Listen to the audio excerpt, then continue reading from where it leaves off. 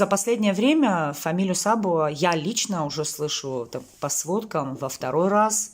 Вы опубликовали письмо буквально недавно в социальных сетях о задержании вашего мужа, значит, о его аресте. Ну, расскажите, что за напасть приключилась с семьей Сабо, что вот так вот все стало сыпаться на вашу голову? Ну, знаете, Нисфа, я думаю, у меня есть, конечно, свои догадки и предположения. Это мои догадки и кулуарные разговоры мы все слышим, как обычно, да. Просто, что кто-то из власти не любит мою семью, моего супруга в частности, поэтому он хочет, чтобы он сидел. Я не знаю, у нас какие-то репрессии пошли моей семьи, уже 2,5 года идут, просто в городе Гагра. Ну а что такого натворил, к примеру, ваш супруг? До этого, я так понимаю, ваш свекр был, да? Да, мой свекор, ну, вы, наверное, читали в соцсетях, мой свекор, ну, как говорят, нанес побои должностному лицу. Да, и прошу заметить, моему свекру 78 лет и 3 дня. День он сидел в Гагарском РОВД, потом 2 дня его катали как пацана в МВД Сухум. Сидел он в МВД, они тоже выходили с санкцией об аресте. Потом, когда мы сказали, что мы позовем прессу, мы поднимем шум, да, прокуратура вышла с санкцией на домашний арест. Мы как бы нам дали домашний арест и разрешили ему 2 часа в день ездить к своим коровам. Вы как супруга наверняка знаете детали того, что за оружие, почему ваш супруг его решил перевозить и вообще что случилось? Ну, вечером 19 числа мой супруг поехал в село Атхара, хотел увезти с дома оружие, потому что как бы я очень на этом настаивала. У меня уже взрослые дети, но я не сторонник держать дома оружие, я вообще противник этого. Вот, и мы все, у нас большая семья, мы все живем в одном доме. У моего мужа еще 2 брата, которые тоже семейные, у них дети помладше и маленькие, которые мы каждый ходим друг к другу каждые полчаса. И дети, и мы все вместе. Мы живем в одном большой дружной семьей. Вот. И у младшего диверя моего ребенок 3 годика, который, как вы понимаете, лазит везде. Вот. И я сказала: Рустам, не хочу я. И в связи со всеми событиями вообще увези из дома оружие. Я тебя очень прошу, я не хочу этого. Он повез оружие. Тут приходит домой мой другой дивер, говорит: Наташа, Рустама посадили, забрали в отдел. Я говорю: за что? За оружие. Я тут же вот как звоню Инге, потому что Инга уже наш семейный адвокат, я хочу заметить. Вот. Я звоню Инге, говорю: Инга, вот так, Рустама задержали с оружием, что делать? Она мне говорит: Наташа, это вообще полная ерунда, 217 часть 1, так как он участник войны, ветеран войны, все, это условный срок, его выпустят под подписку о невыезде, ты вообще ни о чем не думай, все будет нормально.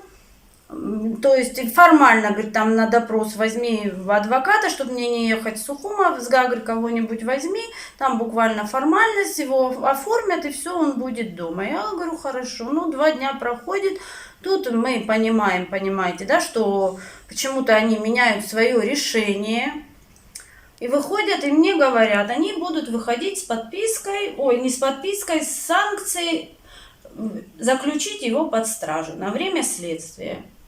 Вот. Ну, естественно, я уже опять звоню Инге, говорю: Инга, у нас все почему-то поменялось, я не знаю почему. Вот. Дело набирает нехорошие обороты, давай езжай сюда.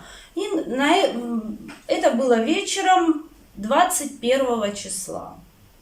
Вот. А на следующий день у нас уже назначают суд, то есть санкцию. Вот. В 10 утра. Инга приезжает в 9 утра, вступает в дело. Все, в 10 утра Мне уже было понятно, что суд его готов, то есть он уже его будет санкционировать по всем действиям. Мне это было все понятно. Только почему я не могла понять.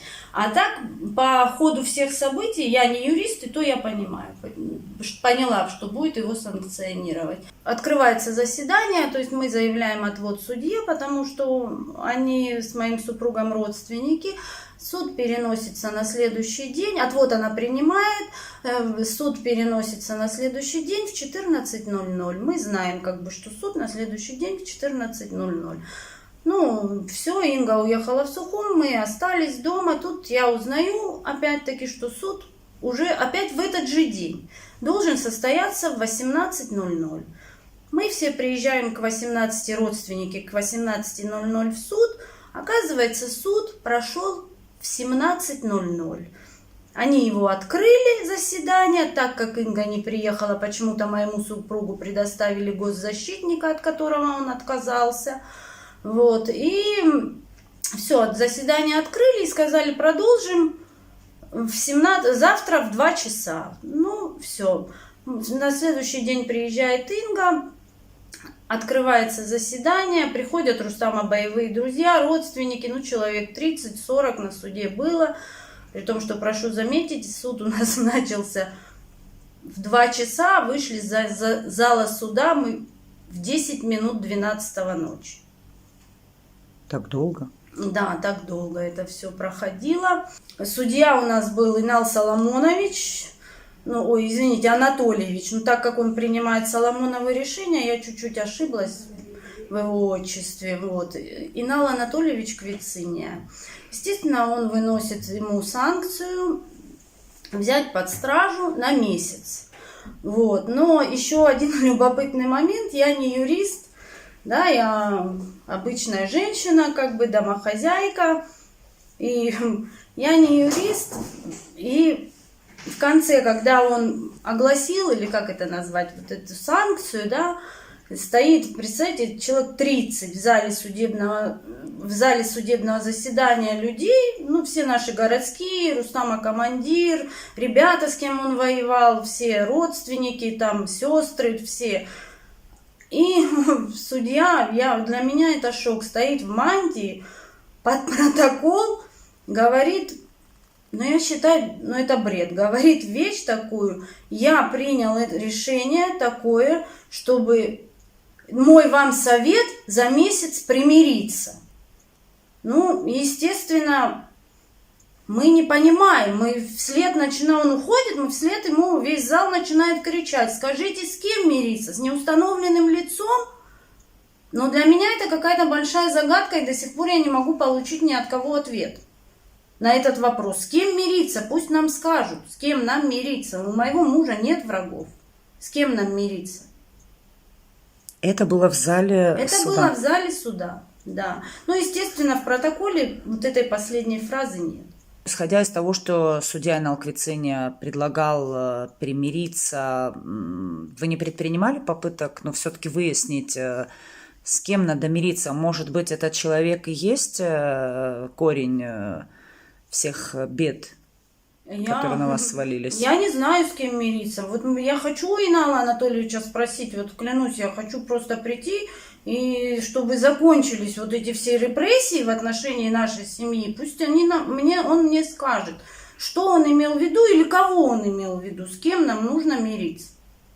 Нет, я не могу найти ответ на этот вопрос до сих пор. И попыток, если честно, я не предпринимала. Я очень хочу к нему подойти, но я сомневаюсь, что он вообще будет вести со мной какую-то беседу.